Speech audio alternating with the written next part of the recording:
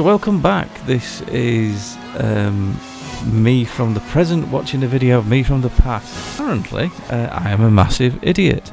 We know. I recorded the video for the 811. I put the time on my lapboard and it's been there for weeks and weeks. But it turns out I never edited the video. So here is the long overdue 811 lap and review.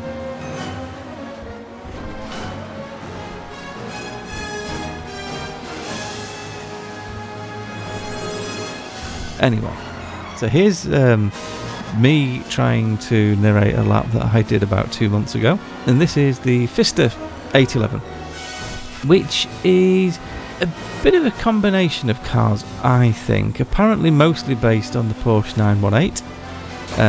I think there's a little bit of Carrera GT in there as well, but because Porsche's design team is, well, it's one of these.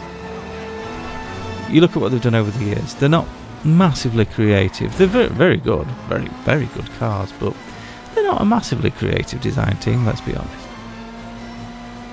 So moving on to this absolutely is one of my favourite cars. I've even going the wrong way. I can't believe I went the wrong way and didn't restart that.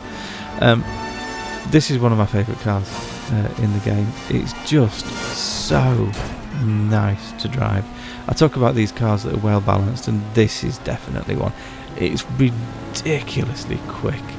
The handling is just spectacular. I know already, because obviously the time's been on the board for weeks, that it actually does a really decent lap time as well. What I can't remember is what it hit for top speed. But yeah, through town, on the freeway, handling's brilliant. It's not a massive car either, which is good. Some of these supercars are just enormous, whereas this one is actually fairly small, which makes it very, very usable. So let's get around the rest of the lap, see how we do.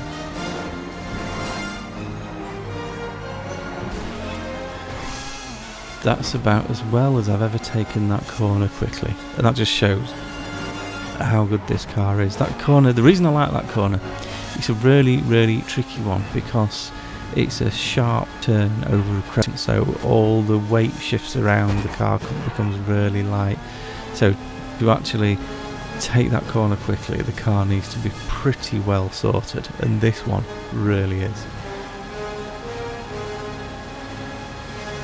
Okay, time for a top speed test. And I have high hopes for this because it really does. It feels fast. Some of the supercars there's a compromise between top speed, handling, but this thing really does seem to have it all.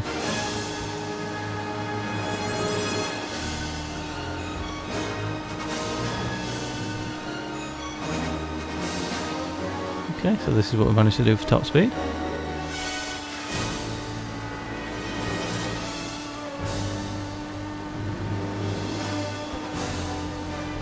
So, final thoughts. Well, if you like cars and if you like driving, if you like racing, this is an absolute must. I don't know where it sits in the tables for racing, but the handling is just so good, combined with a really good turn of speed. This thing's is just a pleasure to drive. It's unlike many of the other supercars. Many of the other supercars have too many drawbacks. So, such as the Stinger, it's really quick, but that means the handling's awful. And then you've got the Locust, where the handling's amazing, but it has a really low top speed. This seems to be a really good compromise between all of those. It's got a good top speed, it's got brilliant handling, it feels fast, it's small, it's nimble. Yeah, it's not cheap, but it is on offer, I believe, this week.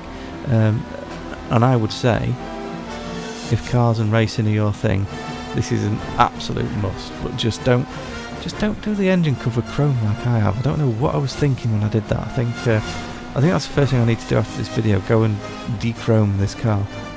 So here's your final time. That's a 9 flat, which is an incredible time, especially considering I got lost at the start of this. So I imagine if I were to take this on a lap again, I would be able to get this well into the 8s, which I may give that a try. So I hope you're still finding these useful, and I will see you again in the next one.